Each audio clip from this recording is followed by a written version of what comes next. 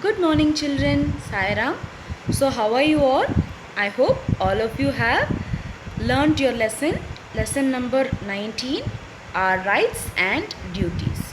So, I'm very happy, children. You have all finished your projects and sent me through WhatsApp. Okay, so let's move on to today's new chapter in social. So, can you see what is there in the picture? So what is there in the picture? So you can see sea, right? So what is surrounded by the sea? You can see the sea shore, right? So today's lesson is all about sea and seashore. Okay? It is called as coastline or seashore. Okay, today we are going to learn a new lesson on coastline or the seashore. Okay, so do you know that, children, India is a peninsular country. It is surrounded by three portions of water, 1, 2 and 3 portions of water and 1 portion of land. So India has a vast coastline which stretches about 7,500 kilometers. So India's coastline stretches up to about 7,500 kilometers. Okay. So let me repeat. India is a peninsular country. It is surrounded by 3 portions of water and 1 portion of land. And India's coastline stretches up to about 7,500 kilometers.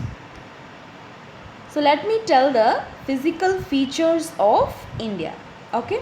So on the west, between the Western Ghats and the Arabian Sea is the Western Coastal Plain.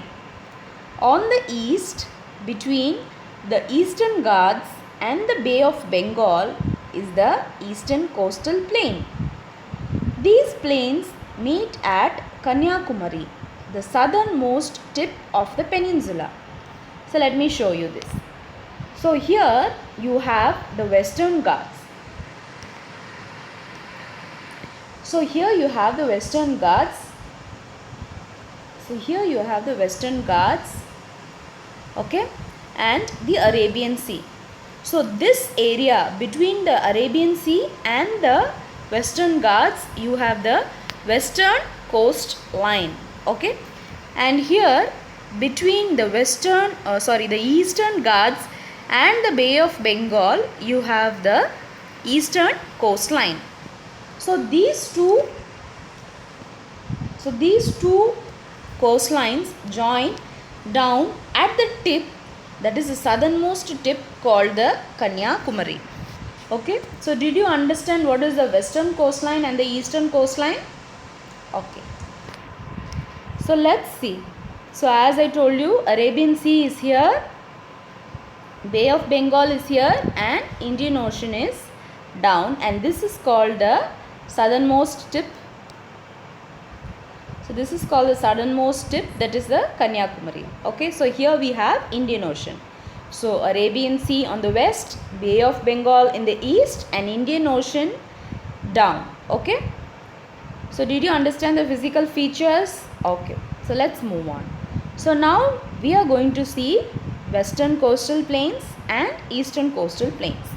So first let us see about the Indian coastline. So India has an extremely long coastline. As I told you, India has an extremely long coastline, that is 7,500 kilometers. This is a great advantage for India as it can use ships to transport large quantities of goods in and out of the country. Ships are loaded and unloaded at ports. Fishing is an important occupation of the people living in the coastal areas. So, as I told you, India is a peninsular country being surrounded by 3 portions of water and 1 portion of land. So this is a great advantage for India, as you can transport large quantities from India to other countries, and from other countries you can transport large quantities to India. So usually the export and the imports, that is the loading and unloading of ships, are done at the ports. Okay. So fishing is an important occupation of the people living in the coastal areas. So now we are going to see about the western coastal plains. So the western coastal plains start from Gujarat and they end in Kanyakumari. Yes, so they start from Gujarat and they come towards Kanyakumari. So here you can see that Western Ghats are surrounded by western coastal plains. Okay. So western coastal plain lies between Arabian Sea and the Western Ghats. Okay. So next is the western coastal plains. So here the western coastal plain starts from Gulf of Kutch from Gujarat. So can you see in India you have near Gujarat there is a small slit in between. So that is called as a Gulf of Kutch, and from there Gujarat, Maharashtra, Goa, Karnataka, Kerala and Kanyakumari. So the western coastal plains consist of Gulf of Kutch, Gujarat, Maharashtra, Goa, Karnataka, Kerala and Kanyakumari. Okay. So first, so the same thing as I told you, it begins from Gujarat in the north and passes through Maharashtra, Goa, Karnataka and Kerala. So the western coastal plain is divided into three main parts. The first one is the Gujarat or the Saurashtra coast in the north, the Konkan coast in the middle up to Goa, and the Malabar coast in the south from Goa to Kanyakumari. So let me show you. So here the western coastal plains starts from the Gujarat coast or the Saurashtra coast, that is from Gujarat and Maharashtra. This place here is called the Gujarat coast or the Maharashtra coast, Gujarat coast or the Saurashtra coast. From Goa and Karnataka it is the Konkan coast. So Goa and Karnataka falls under the Konkan coast, and Kerala from Kanyakumari, from Kerala to Kanyakumari it is the Malabar coast. Okay, so children, did you understand? So the Gujarat coast in the north, the Konkan coast in the middle up to Goa, and the Malabar coast from Goa to Kanyakumari. The climate of western coastal plains. So the western coastal plains is always hot and humid throughout the year.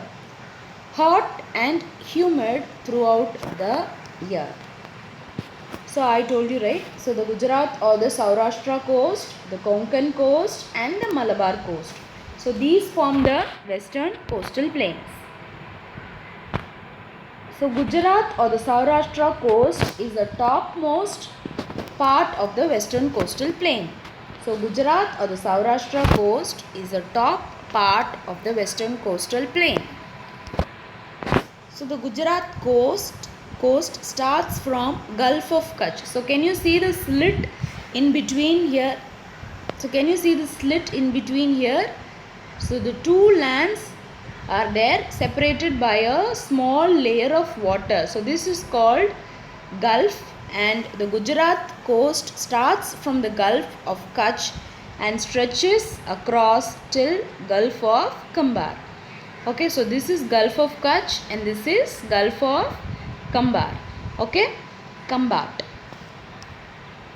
So this region has a very fertile soil. So the Gujarat or the Saurashtra coast has a very fertile soil. So what are the crops that are grown here? So cotton, groundnut, tobacco, wheat, jowar and bajra. So the crops grown in the Saurashtra coast are cotton, groundnut, tobacco, wheat, jowar and bajra. So we have a major port, that is Kandla, in the Gujarat or the Saurashtra coast. So Kandla is a port in this region. Okay, so where ships are being loaded and unloaded with goods. Okay, so Kandla is a major port in this region. So Ahmedabad in Gujarat is famous for its textile industry. So Ahmedabad is famous for its textile industry in Gujarat or Saurashtra coast. So Gujarat is a major salt producing state of the country. So Gujarat is a major salt producing state of the country. The Konkan coastline. So next we move on to the Konkan coast. So first we have seen Gujarat coast. It is a very fertile coast. And what are the major crops that are grown there? Cotton, tobacco, bajra, etc. Right? So what is the port that is present in Gujarat? Kandla port. And Ahmedabad is a famous for textile industry. Okay, so here let's move on to the Konkan coast. So the Konkan coastline is rocky and uneven. So can you see this Konkan coast? Is it very fertile? No, it is very rocky and uneven. So it consists of many rocks. Therefore, high towers called lighthouses can be seen at certain points along the coast. They warn the ships and other boats of the big rocks in the sea. So, the lighthouse gives a warning to the big ships or the small boats coming from the sea to make sure that they do not hit the big rocks in the sea. Okay, so the lighthouse warns them that there are big rocks in the sea, so be careful. Okay, so this is about Konkan coast. What are the crops that are grown in Konkan coast? So we have rice, coconut, cashew nut, mango and pineapple in the Konkan coast. Rice, coconut, cashew nut, mango and pineapple in the Konkan coast. So what is the major port located? So Mumbai is a main city of the Konkan region and it is located on the Konkan coast. So here, like Ahmedabad in Gujarat, we have Mumbai as a main city in Konkan coast. So Mumbai port is a natural harbour. Mumbai is a natural harbour and it is also India's biggest port. So Mumbai is a natural harbour and it is India's biggest port. Okay. So it is a commercial capital of India. Mumbai is a commercial capital of India and it has a very big trade center. So Mumbai has a very big trade center. So where it is located, children? Mumbai is located in the Konkan coast. So crude oil, which is also called as black gold, is found along the Konkan coast. So what is black gold? Crude oil is called black gold and it is found near the Konkan coast. So many wells have been dug near Mumbai coast to extract oil.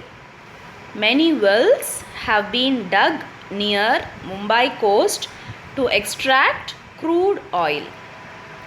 So this is the oil well at Mumbai High. So this is a oil well at Mumbai High. So next we move on to the Malabar coast.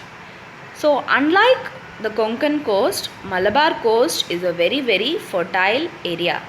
So it does not have any rocky coastline like the Konkan coast. So here in Malabar we have heavy rainfall, and in the Konkan coast we have hot and humid climate. So Malabar coast is always evergreen. Okay, this coast is always evergreen. The Malabar coastline looks even more beautiful, lined with coconut trees all along. So Malabar coast is looking more beautiful with coconut trees lying all along. So what are the main spices that grow in Kerala or the Malabar coast is pepper, cloves, ginger and cinnamon. Pepper, cloves, ginger and cinnamon. So these are very, very important spices used in cooking. So there is also rubber trees present in the Malabar coast, which extracts the latex from the rubber trees and they are converted into rubber. So here in Malabar coast we have rubber plantations as a main occupation, coffee plantations, agricultural activities and fishing. Rubber plantations, coffee plantations, agricultural activities and fishing. Okay. So Kochi is the most important port on the Malabar coast.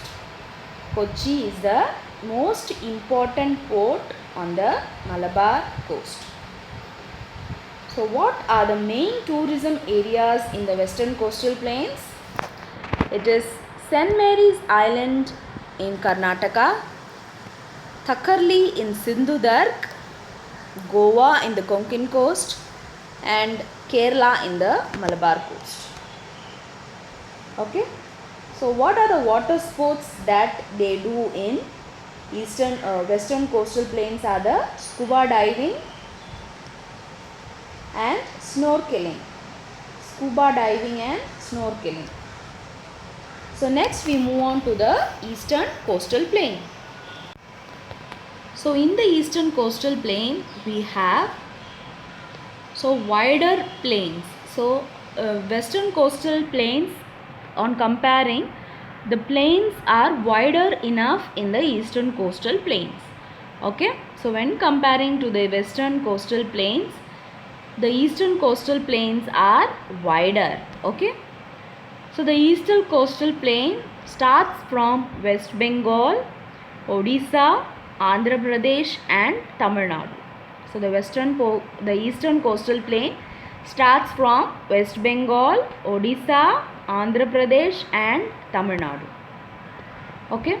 So as I told you, in the western coastal plain, it is divided into 3 coastal areas, right? What are they? Gujarat coast, Gujarat or the Saurashtra coast on the north, and Konkan coast in the middle, and Malabar coast at down, and it comes and joins at Kanyakumari. So even here the western coastal plains,